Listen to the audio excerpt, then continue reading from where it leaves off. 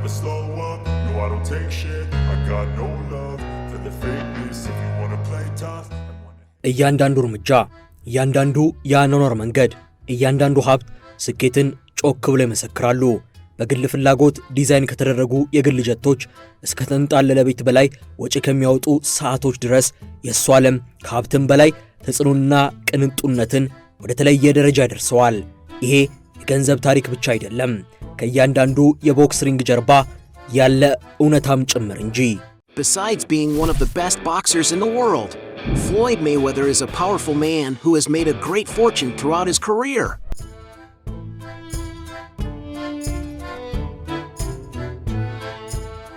ሰላም ጤና ይስጥልን ውድ የቻናላችን ቤተሰቦች፣ ዛሬ ትኩረታችንን ወደ ቦክሱ ዓለም አድርገን የቦክስ ስፖርትን ወደ ትልቅ ቢዝነስ የቀየረውን የፍሎይድ ሜይዌዘርን ከትንሽ ተነስቶ ወደ ታላቅነት የደረሰ ህይወቱንና ቅንጡ አሁናዊ አኗኗሩን ልንቃኝ ወደድን። እስከ ዝግጅታችን ፍጻሜ አብራችሁን ትቆዩ ዘንድ የአክብሮት ግብዣችንን እናቀርባለን።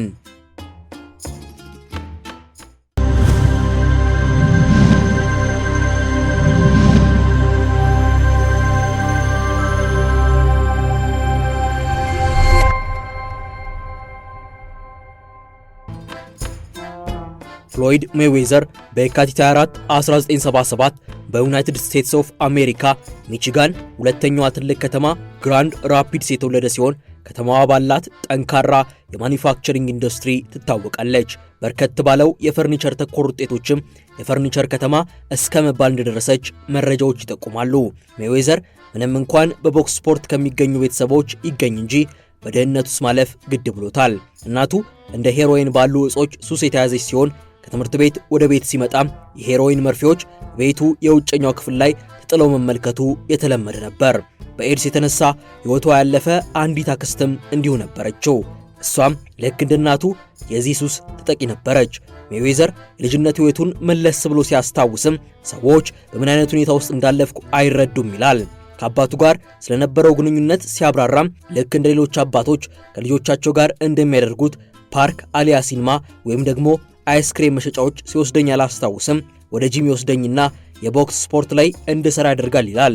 አባቱ በበኩሉ ፍሎይድ እሱ ልጅ ሳለ ስለነበራቸው ግንኙነት የሚናገረው ነገር ትክክል አይደለም በማለት ምንም እንኳን አደንዛዥ ጭሶችን እሸጥ የነበረ ቢሆንም ልጄን አልጨንቆኩትም፣ ያኔ እጹን እየሸጥኩ ባላሳድገው አሁን ያለበት ደረጃ አይደርስም ነበር ሲል ያስረዳል።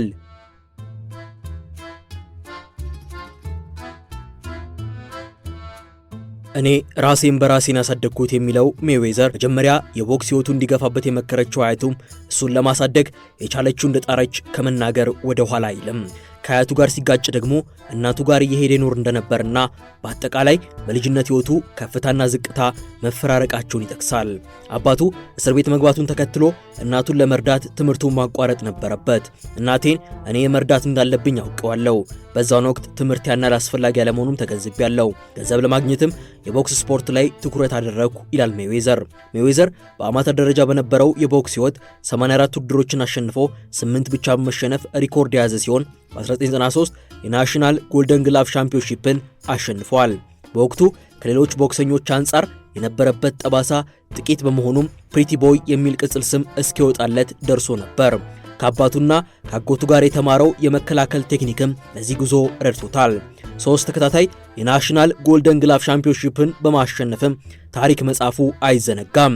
በ1996 አትላንታ ኦሎምፒክ ደግሞ በአወዛጋቢው ውድድር የነሐስ ሜዳሊያን አሸንፏል።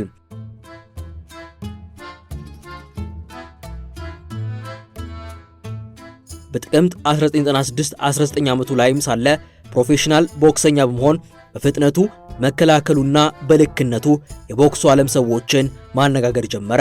በ1998 ደግሞ WBC ክብርን የግሉ በማድረግ በዓመታት ውስጥ በተለያዩ እርከኖች ባለድል መሆን ችሏል። ከዓመታት የቦክስ ስፖርት ጉዞ በኋላ በገንዘብ ረገድ የወሰዳቸው የተለያዩ እርምጃዎች መኒ ሜይዌዘር እስኪያስብለው አድርሷል። 50 ግጥሚያዎችን ሳይሸነፍ በመጓዙም ዝነኝነቱ ሲናኝ፣ በተለይም በ2007 ከኦስካር ዴላ ሆያ ጋር ያደረገው ግጥሚያ ዝናውን ከፍ አድርጎታል። በተመሳሳይ በ2007ም ሪኪ ሃተንን በዘረራ ያሸነፈበት ፍልሚያ አይረሳም። በ2015 ከማኒ ፓኪዮ ጋር ያደረገው ፍልሚያ በብዙ ሰዎች የታየ ሲሆን $250 ሚሊዮን ገቢ አስገኝቶለታል። በ2017 ከእውቁ ኮነር ማግሪጎር ጋር የተገናኘበት ፍልሚያ በቦክስ ስፖርት ያገኘውን ገቢ ከፍ ያደረገ ነበር።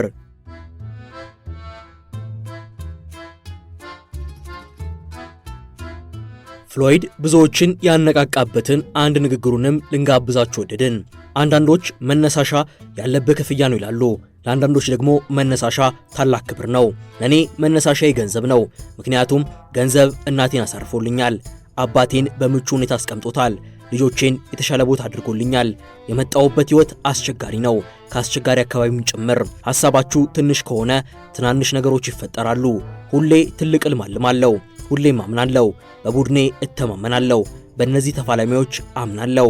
ሁሉም የምትሰሩት ይሁን ያገኛችሁት ነገር ገንዘብ ያስወጣል። ከሚስት ጋር ለሚኖረው የራት ግብዣ ባዶ እጅን አትወጣም። እኔ ጥሩ ሰው ነኝ፣ አካፋውን አካፋ ላለው ማደባበስ የለም። ገንዘብ አይደለም የሚሰራኝ፣ እኔ ነኝ ገንዘቡን የምሰራው። ገንዘብ ውጪም ተመሳሳይ ሰው ሆናለሁ። ብዙ ፍልሚያዎችን በነፃ ተፋልሜያለሁ። ሁሌ የማስበው እንዴት የተሻልኩ መሆን እችላለሁ፣ እንዴት ተቋማችን ያድጋል፣ እንዴት በአካባቢው ያሉ ሰዎችን አሳ መጥመድ አስተምራለሁ የሚለውን ነው። ምክንያቱም እኔ አሳውን አላጠምድላቸውም። እንዴት የቢዝነስ ሰው መሆን እንዳለባቸው እናስተምራቸዋለን። የቢዝነስ ሰው መሆን ባይቻል እንኳን እንዴት የተሻሉ መሆን እንዳለባቸው ይማራሉ። ከዓመታት በፊት ያለምኩት ህልሜ አባቴ ምንም እንኳን የሰራውን ቢሰራም እኔ የተሻለ ህይወት እንዲኖረኝ መስራት ያለበትን እንዳደረገ አምናለሁ። ሁሉም ነገር በምክንያት ነው የሚፈጠረው። አባቴ ታስሮ ከቤት ስርቅ ድምፁ ግን ይሰማኝ ነበር። በአእምሮዬ ውስጥ ደጋግሞ ይጮሃል፣ ጠንክረ መስራትን ቀጥል፣ ምንም ነገር በቀላሉ አይመጣም። እኔም ጠንክሬ ሰራው። ያለሁበት ለመድረስ እጅጉን ጠንክሬ ሰርቻለሁ። እያንዳንዱን ቀንም በረከት እንደተሰጠኝ አምናለሁ። ምንም ነገርን እንደ ቀላል አልወስደውም። ማንም ሰው ነገሮችን እንደ ቀላል መውሰድ የለበትም። በኤችቢኦ 24/7 ስታይ የምናገረውን ከባድ መጥፎ ቃላቶች ታደምጡ ይሆናል። ምክንያቱም የጨዋታ እቅድ ነበረኝ። እነዚህ ነገሮች የሚመነጩት ከንቀት አይደለም። ሁሉም በሪንግ ውስጥ የሚቀርብ ሰው ራሱን ምርጥ ነኝ ብሎ ሊሰማው ይገባል። ይህ ካልሆነ ያላችሁት በተሳሳተ ስፖርት ነው። ሌሊት 10 ሰዓት መጥተው ልምድ የሚሰሩትንና ቀኑን ስራ የሚሰሩትን ወጣት ታዳጊዎች ምን ያህል እንደሚለፉ ሰዎች አይረዱም። ምክንያቱም ዓላማቸው አርአያዎቻቸውን መተካት ነውና። በታሪክ መጻሕፍት ዛሬ ያለንበት ላይ እንድንሆን ተጽፏል።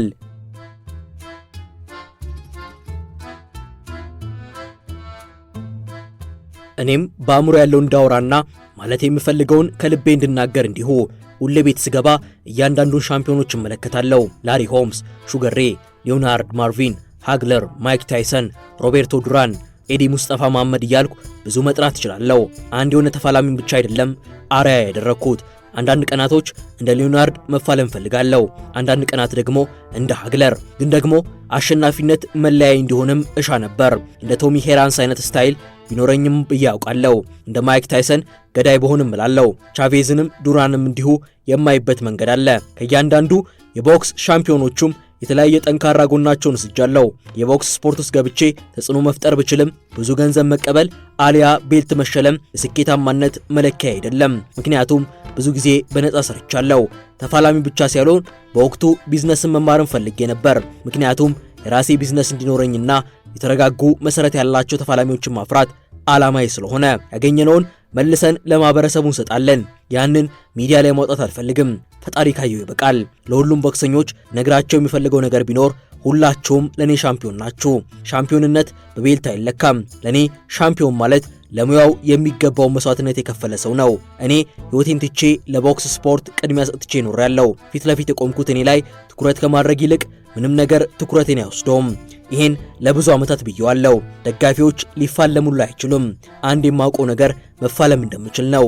ደጋፊዎች ሲጮሁ ስለምንም አላስብም። ትኩረቴ ራሴ ላይ ነው። የጨዋታ ዕቅዴ ላይ ብቻ መሰረት አደርጋለሁ። መጠበቅ ፍልሚያዎችን አሸናፊ አያደርግም። መፋለም በራሱ ነው ፍልሚያ ላይ አሸናፊ የሚያደርገው። ማውራትም አሸናፊ አያደርግም፣ መፋለም እንጂ። ጤናችሁ ሀብታችሁ ነው። በቦክስ ስፖርት ሰምተህ ከቀረ ያንን ማድረግ ትችላለህ፣ ያንን ማድረግ ትችላለህ ይላሉ። 2 ዓመት ወጥሬ ብሰራ በርካታ ገንዘብ ላገኝ እችላለሁ። ግን አስታውሱ፣ ሀብታችሁ ጤናችሁ ነው።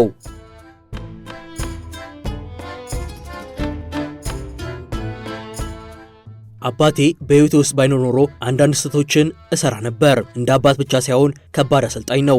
በቦክስ ስፖርት ዲሲፕሊን ባያደርገኝ ኖሮ ስፖርት ህይወቴ በምን ውስጥ እንደሚያልፍ አላውቅም። ኃላፊነት የማይሰማኝ መስዬ መታየቱን አልፈለግኩትም። ለዛም ነው ሁሌም ቢሆን የሆነ መስዋዕትነት መክፈል አለባችሁ የምለው። እኔም ብዙ መስዋዕትነትን ከፍያለሁ።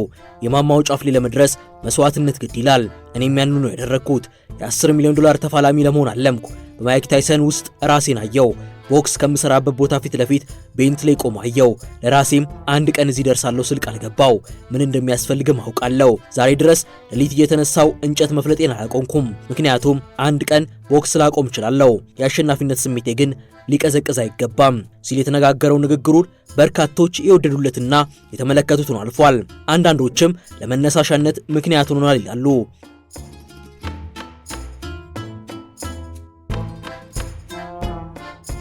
ፍሎይድ እጅግ የተቀናጣ ኑሮን የሚኖር ሲሆን ባለባበሱ ላይ በርካታ መዋለ ንዋይ ፈሰስ ማድረግን ያዘወትራል። የቦክሰኛም ያሉት ሰዓቶች እጅግ ውድ የሚባሉ ሲሆን የ$556,000 ሮሌክስ ስካይ ዲዩለር ከነዚህ መካከል ይጠቀሳል።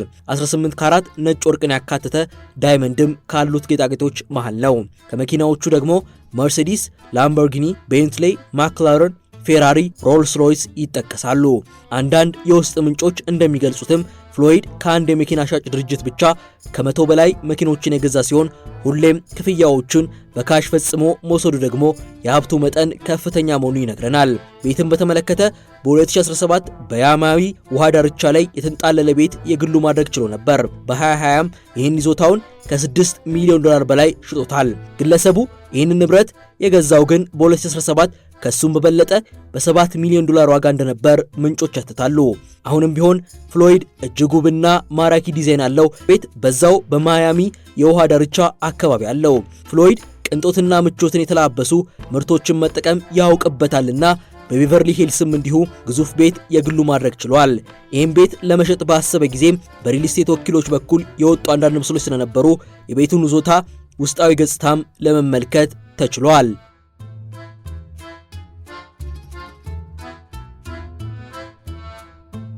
ከምስሎቹ መረዳት እንደሚቻለውም ቤት ውስጥ የሚገኙ ቁሳቁሶች የሚያንጸባርቁና ጥራታቸው ከሩቅ የሚጣራ ሆኖ ይታያሉ። ፍሎይድ በዋናነት የሚጠቀምበት ከዋይት ሃውስ አይተናነስም የተባለለት መኖሪያ 140 አከር ይዞታ ያለው ሲሆን በማህበራዊ ሚዲያ ከሚፖስታቸው ምስሎች የቤቱን የውስጠኛ ክፍል ውበት መረዳት ይቻላል። ጎስትሪም G650 የተሰኘ ጀት ያለው ቦክሰኛ ጀቱ በገበያው ላይ ከሚገኙ ፈጣንና ዘመናዊ ጀቶች መሃል የሚጠቀስ ነው። በአንድ ነዳጅም እስከ 8000 ማይል ድረስ በመጓዙ ፍሎይድ ወደ ተለያዩ አህጉራት ሲጓዝ ያለምንም የነዳጅ ረፍት ወደ አሰበበት እንዲደርስ ሆኗል። የጀቱ የውስጠኛ ክፍል ምቾት እንዲኖረው ተደርጎ የተሰራ ሲሆን 18 ሰዎችን የመያዝ አቅምም አለው። በጀቱ ላይ ያለ ከሚለቃቸው ምስሎችም ፍሎይድ በርካታ ብሮች የሚያዙበት የካርታ ጨዋታ እንደሚያዘወትር ማስተዋል ይቻላል። የጀቱ አሁናዊ ዋጋም ከ$70 ሚሊዮን በላይ ደርሷል። ፍሎይድ ለሀብት ምንጩ ከፍተኛ መሆን በዘርፈ ብዙ የገቢ ማግኛ አማራጮች ላይ መሰማራቱ አስተዋጽኦ አበርክቶለታል።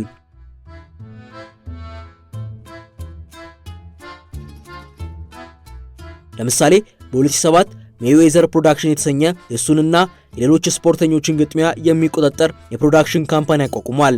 ሌሎች ቦክሰኞችን ለማገዝም ሜይዌዘር ፊትነስ የተሰኘ ተቋም ባለቤትም ጭምር ነው። ይህ የፊትነስ ተቋምም በአሜሪካ የተለያዩ ቅርንጫፎች አሉት።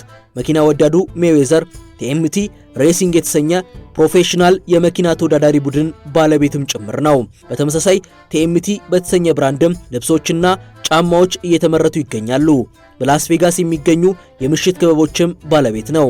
ሜይዌዘር ቬፕ የተሰኘ ኤሌክትሮኒክስ ሲጋራ የሚያመርት ድርጅት ባለቤት መሆኑም ከሌሎቹ ስፖርተኞች ወጣ እንዲል አድርጎታል። ግራንድ ራፒድስ ሚቺጋን እስከ ዓለም አቀፍ የቦክስ ዝናም ፍሎይድ ሜይዌዘር በብዙ ተፈትኖ አልፏል።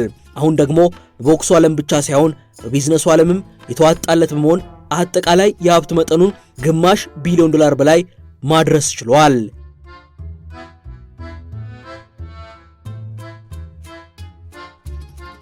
ውድ የቻናላችን ቤተሰቦች የፍሎይድ ሜይዌዘርን የህይወት መንገድና አሁናዊ የቅንጦት ህይወት የቃኘንበት ዝግጅታችን ይህንን ይመስል ነበር።